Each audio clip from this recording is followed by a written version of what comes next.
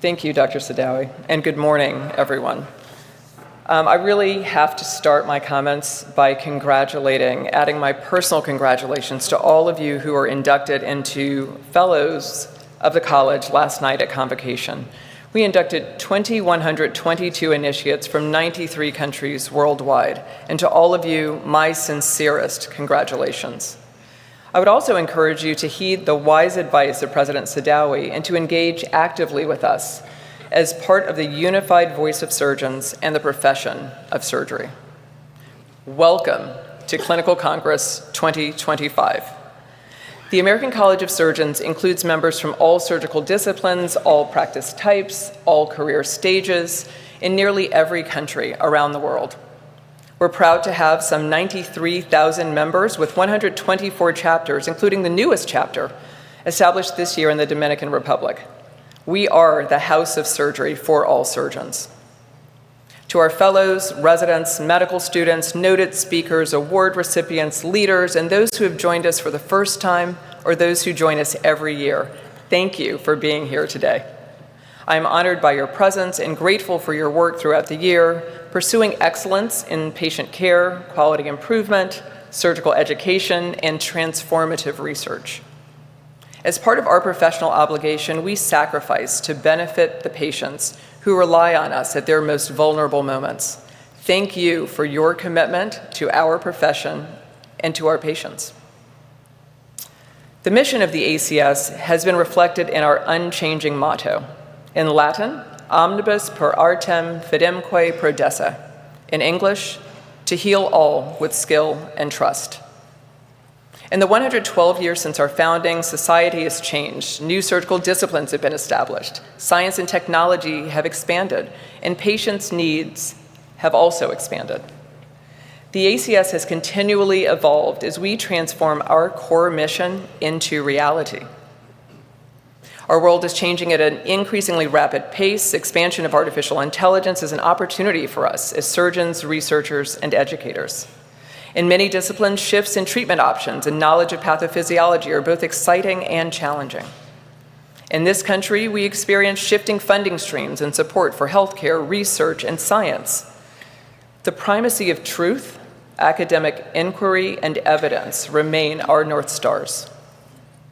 Our work now as a house of surgery is not only to keep pace, but indeed to innovate and to advance to help all surgeons thrive in the face of this rapid change.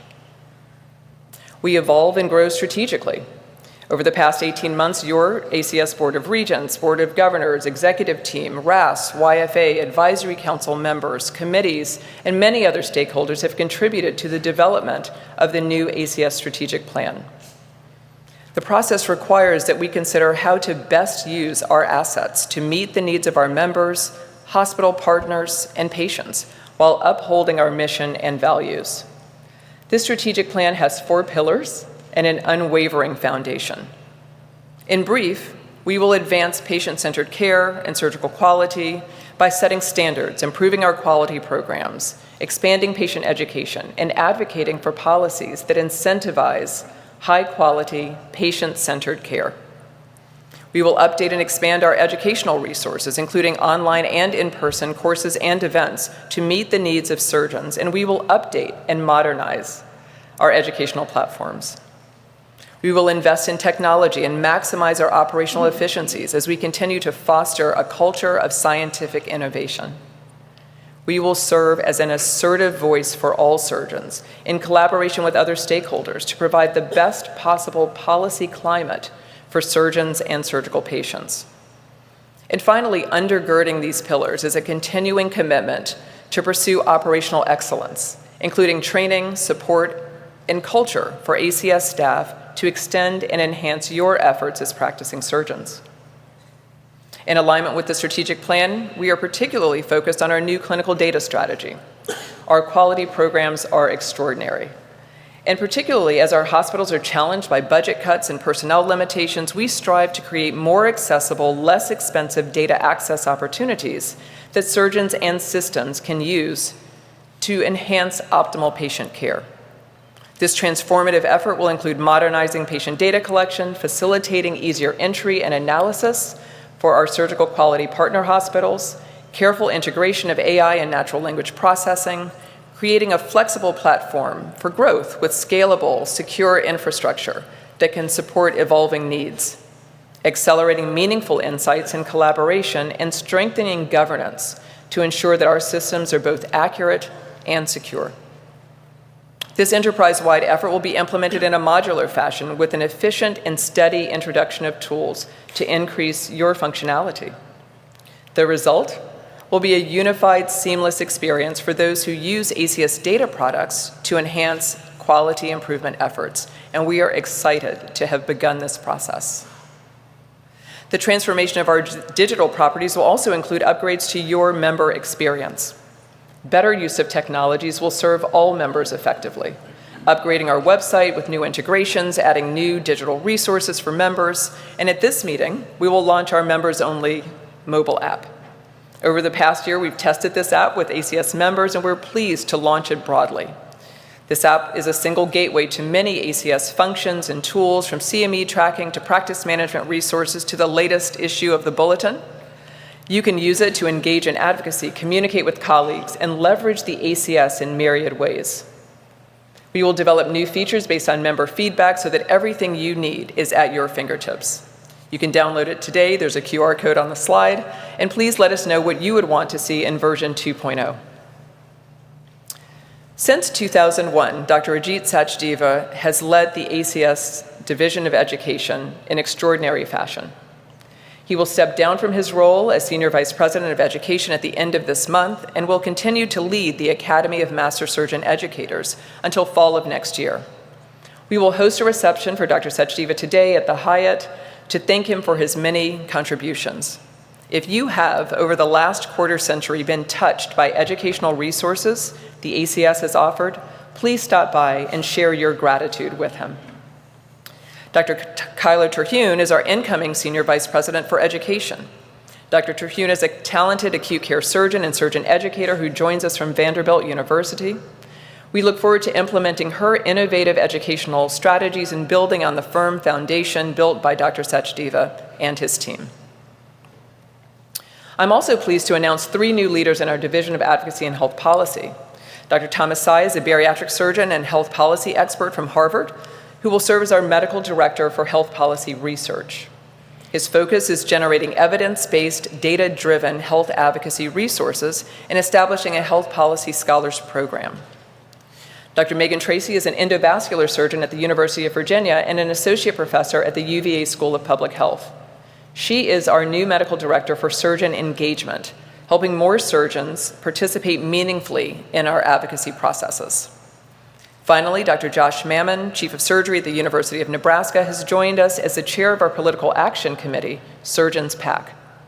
His leadership will support and amplify the impact of our advocacy efforts. We must always engage with our legislators and each administration to exert positive change through evidence-based policy with the aim of enhancing patient outcomes. Top concerns among members include assuring that patients are paid fairly and reducing the ways in which administrative burdens can compromise our patient care. We continue to work diligently on both issues. This year, we advocated aggressively for changes in U.S. Senate language to increase Medicare payment, in addition to payment increases for surgeons participating in APMs. We also have published a data analysis in JACS, our journal, that rebuts increased efficiency claims used to propose new reductions in surgeon payments. We continue efforts to reduce prior auth-related delays in patient care. And there have also been legislative victories at the state level this year. Connecticut, Virginia, and Missouri all passed new laws supporting training and equipment mandates for Stop the Bleed, the ACS program that trains bystanders to stop emergency bleeding. Over the lifetime of this program, we've engaged more than 5 million learners, and we continue to grow, including through a new business relationship to distribute Stop the Bleed supplies via kiosks and mobile aid stations at live events, universities, and public places nationwide.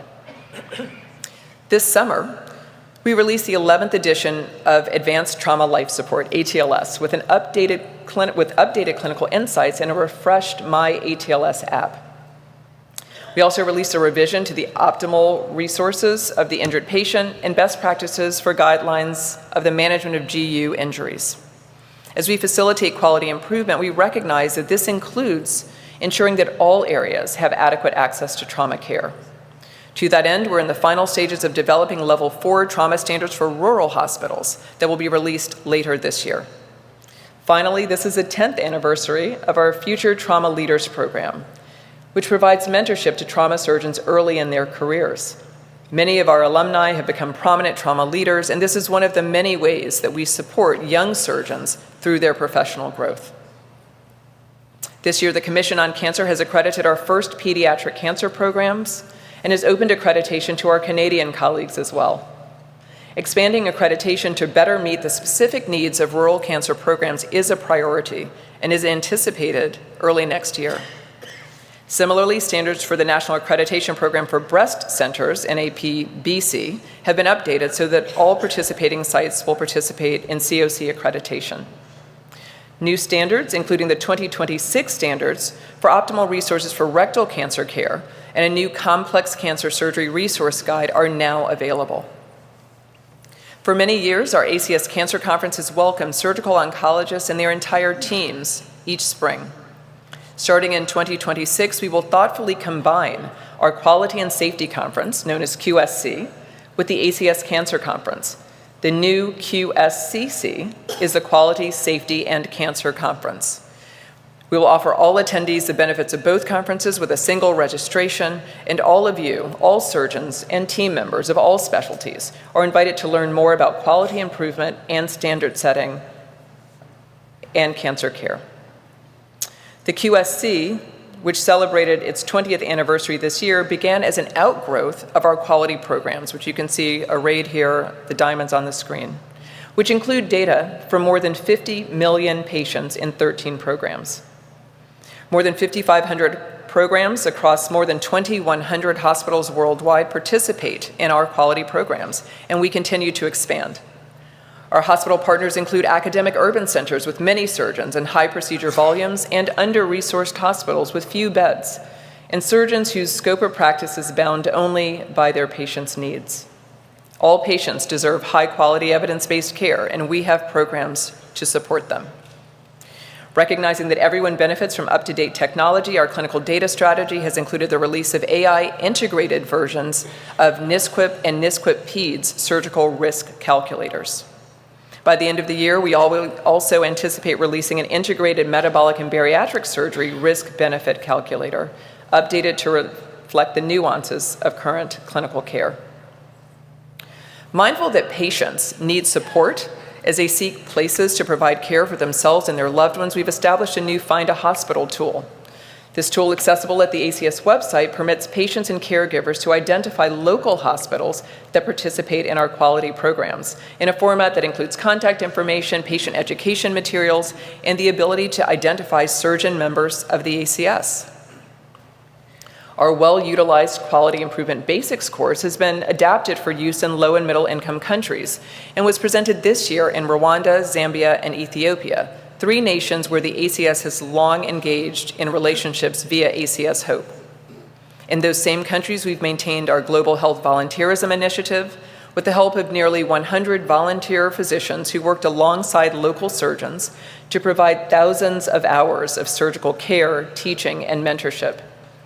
In addition, nearly 550 scholarships were awarded to support residents training in global health contexts. To heal all with skill and trust means we must continually enhance our specialty and subspecialty education support. To that end, there are numerous online and in-person educational offerings available to surgeons, students, and trainees, ranging from professional development to clinical skills to simulation-based training.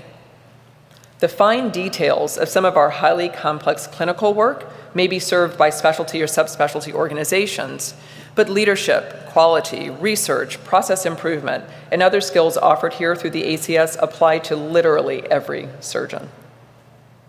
CSAP is a surgical education and self-assessment program. I'm pleased to announce that our 19th edition is now available.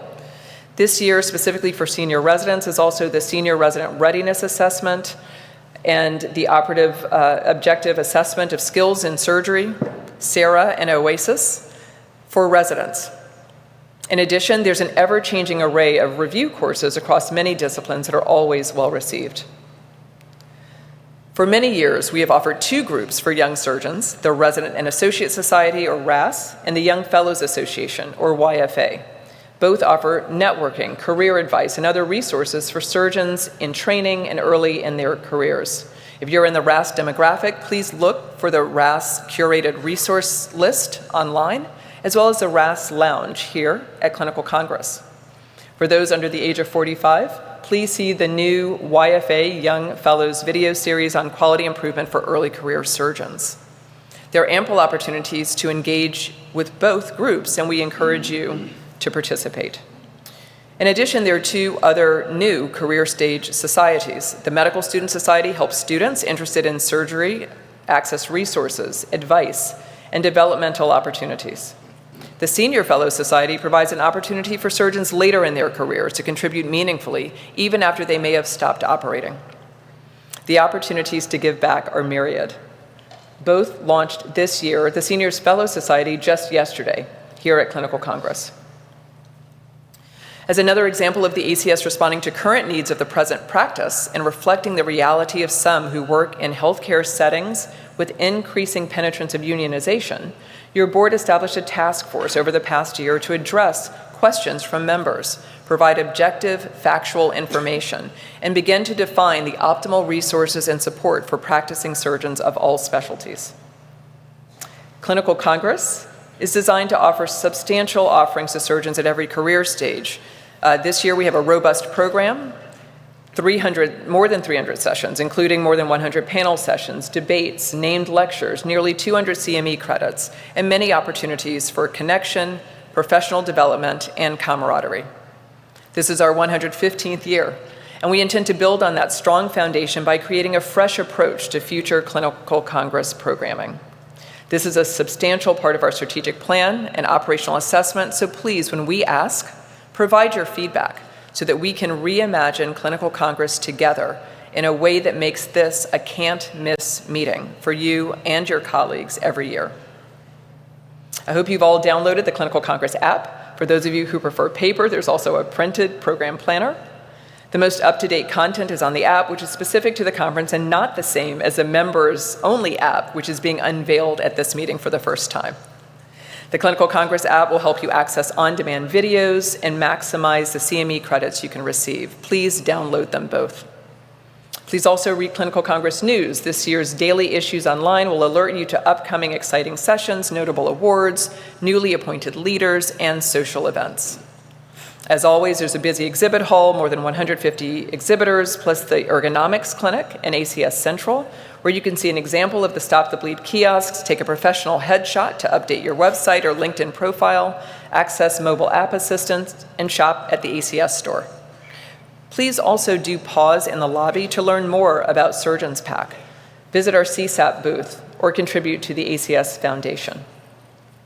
Please, all of you, join us at the annual business meeting of members, Tuesday at 4:15. This is where we will announce the new regents-elect, the president-elect, and vice presidents-elect, and share other up-to-the-minute announcements on ACS business, and I encourage you all to attend. Of course, please join us next year. Mark your calendars for Clinical Congress 2026 in Washington, D.C. It is uncommon for Clinical Congress to be in late September, so please do mark your calendars.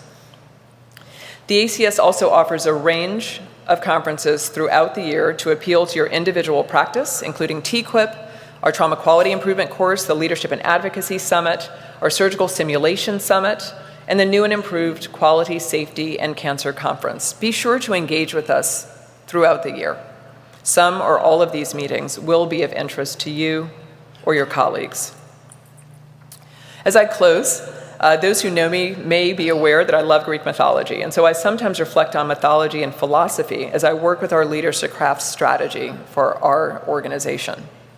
One of the most well-known philosophical questions from ancient Greece relates to the ship of Theseus. The philosopher Plutarch asked, if a ship had every one of its boards slowly replaced, would it still be the same ship? And if not, at what point in the process of change over time does it become a new ship? There have been many answers proposed to this question, many of which highlight how each component of the ship relates to all the others. While the functionality may change or improve through this gradual evolution, the actual function of the ship remains unchanged. In that way, the ACS is like the ship of Theseus. Our organization has lasted for many years, and in that time, every program, every leader, every employee, and every surgeon member has been replaced many times over with the guarantee of many more changes yet to come. If our founder, Dr. Franklin Martin, who died in 1935, could see the ACS today, we would in many ways be unrecognizable. The advances and changes have been profound, yet we are in some ways the same ACS we have always been. We are an organization defined by our connections as surgeons, the partnerships we've built with hospitals, and our unflagging dedication to education and professional development. Our mission is unchanging: to heal all with skill and trust. In other words, if we want our values, our principles, and our goals to remain relevant, it will be necessary for our methods, infrastructure, and tactics to adapt over time. Thank you all for being here. Thank you all for being part of the House of Surgery, and I wish you all a fantastic meeting. Thank you so much.